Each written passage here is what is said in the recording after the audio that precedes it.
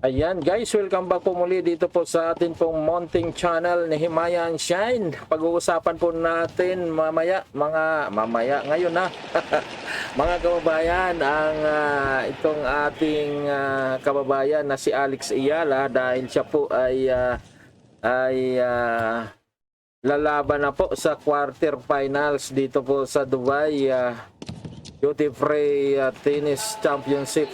Opo. 2026 at ang kanya pong mga kalaban, mga kababayan, mamayang 11 PM dito po sa Pinas at 5 PM or 6 PM dyan sa Dubai, hindi ko lang po sure kung ano po yun ang tama, ay sila nga po ang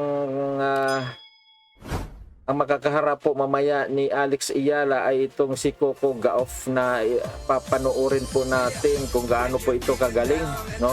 Panoorin po natin ang kanya pong highlights. Itong si Coco Gauff, mga kababayan, ay naging kapraktisan po ito ni Alex Ayala doon po sa Australian Open. Oo, kumbaga ang dalawa na ito, si Alex Ayala at itong si Coco Gauff, ay alam na nila yung kung ano po yung kanila pong galing sa paglalaro dahil na siyempre minsan po sila nagka-praktisan nga po doon sa Australian Open. So alam na nila yung bawat isa, yung kanila pong mga galaw. So sila pong mamaya ang maghaharap. Oo, ito si Coco Gauff ay world number 4 po ito sa ranking. Samantalang ang ating pong kababayan ay world number 47. So hindi naman po tayo dyan na madidihado dahil yung world number 2, world number 8, world number 21, world number 39 ay tinalo po ni Alex Ayala. Oo. So tatlo po yung mataas na ranking. Mas mataas sa ranking niya ang kanya pong tinalo dito po sa Dubai Tennis Championship. So mamaya itong si Coco Gauff ay world number 4, sila nga po mamaya yung magkakarap. So ngayon mga kababayan, ay panoorin po natin itong highlights ni Coco Gauff kung gaano nga po ito siya kagaling. Oo, kasi hindi pa naman talaga nagharap ito si Alex Ayala at si Coco Gauff sa aktual na laban. Sa practice lang po sila nagkasubukan. So dito po ay panoorin po natin kung gaano nga po ito kagaling si Coco Gauff. Magkasunod lang po yung kanila pong laban kagabi. Parehas po silang nanalo. Kaya yung ating panonoorin ay itong laban ni Coco Gauff. Nauna po siya dito kay Alex Ayala. Ayan.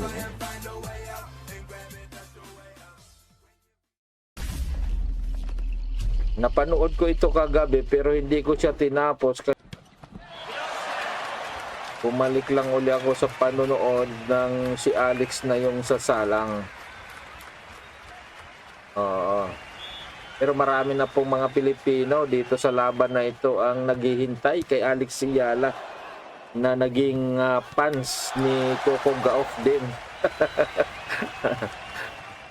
Siyempre ganyan tayo mga Pilipino, kung sino yung kadikit ng ating pangbato ay doon po tayo susuporta. O, kita mo yun, no? Mga Pilipino yun. Yung mga pumapalakpak kay Coco. So siyempre mamaya balik yung mga Pilipino dyan sa pagpapans kay Alex Ayala.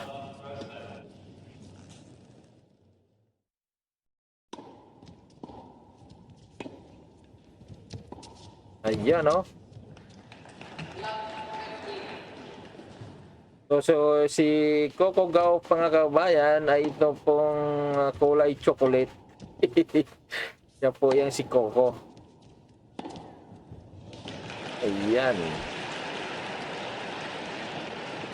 So nakuha ni Mertens yung set number 1 at dito sa set number 2 ay nagtay nga sila ngayon dito sa 666 dito sa 666 dito sa second set. At ito ngayon yung kanilang pag-aagawan kung sino yung mauna sa kanila rito. Oo, sa 7. Ayan na. Nag-6 na. Nag-7-6. Mukhang mananalo na rito si Mertens. Kung makahabol pa, ayan, makakahabol pa yata itong si Gaof. 9-8 oh.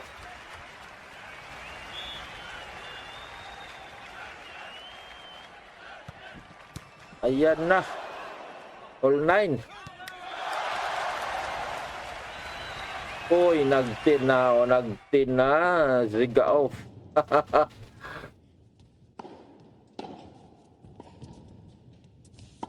Ganyan katindi sa Gaof, nahabol niya pa.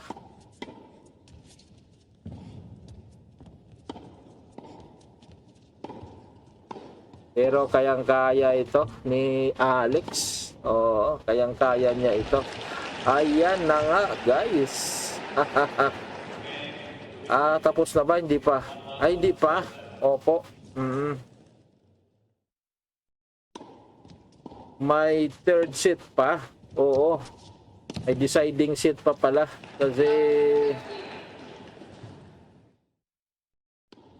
nakuha ni Gaof itong second set. Yung kay Mertens yung first set. So tabla sila.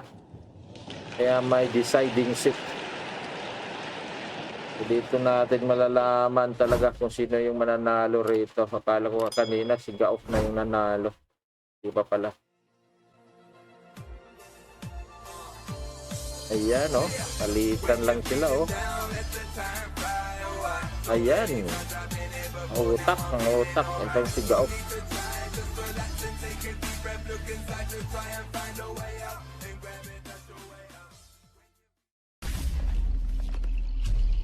Uy, out yun ah. Pero nakuha niya pa.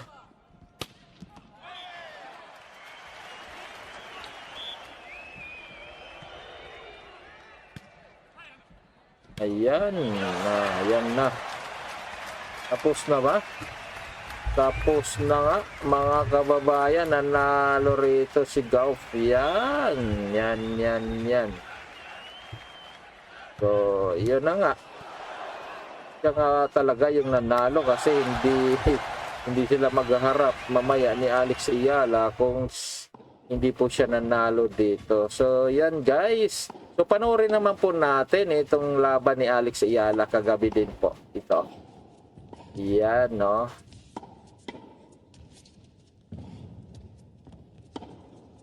Yan din po yung highlights niya kagabi.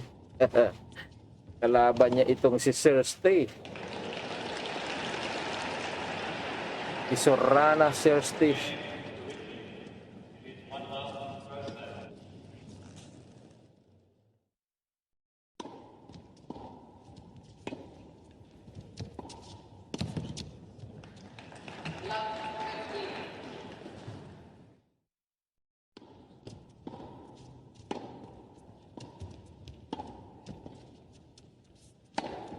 Ayan, no?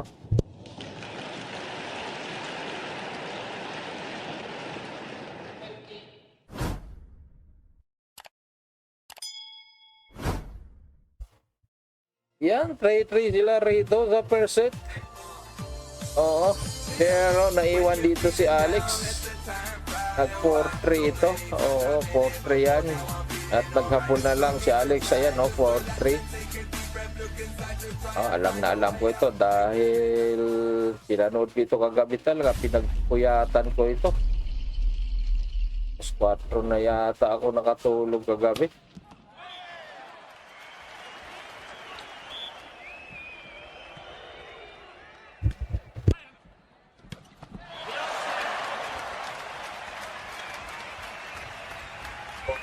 Na.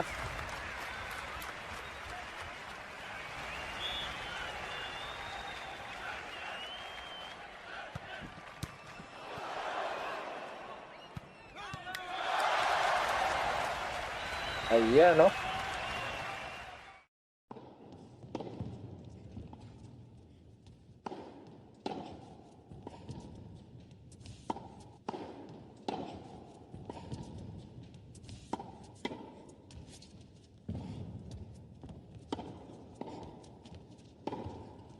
Ah.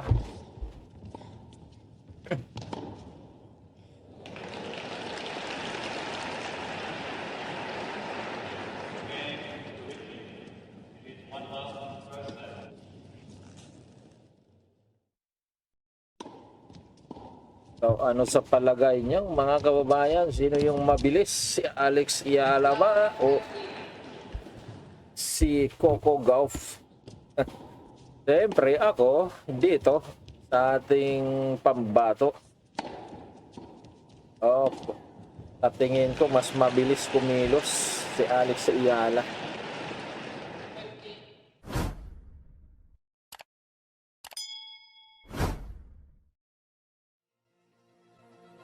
Oh, di ba?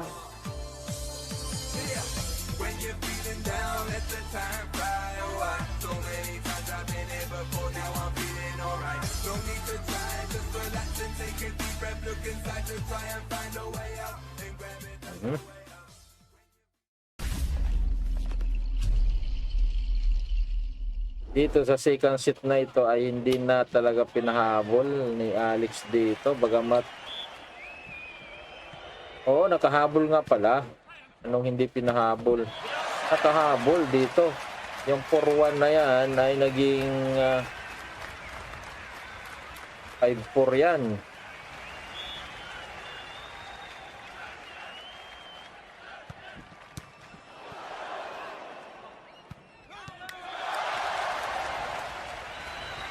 Yan, no? 5-2 na. Yan. Mahabol na si Alex dito.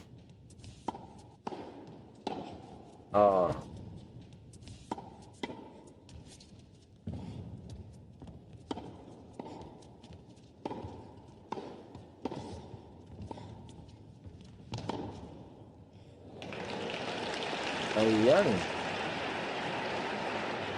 Yan, 5-4. Ayan.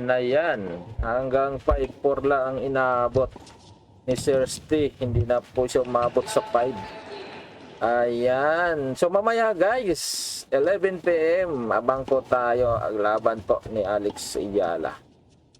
Ayan, dyan sa Dubai. Thank you. God bless us all guys. Like and subscribe po dito po sa ating pong mounting channel ni Himaya and Shine. Mamaya uli, balik po tayo para po sa laban ni Alex Ayala sa quarterfinals. Ayan. Thank you. God bless us all.